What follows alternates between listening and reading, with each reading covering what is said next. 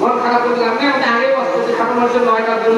1 নম্বর গুণ হলো কাপড় কম লাগে, বুঝছেন না? 2 নম্বর গুণটা হলো খাওয়া কম লাগে, 3 নম্বর গুণ বিছানার জায়গা কম, পাতালি হয় যেগুলো হয় সমস্যা না। এরপরে মারামারি গেলে মাথা ফাটে বিশাল ব্যাপার, এটা গুণ মারাত্মক।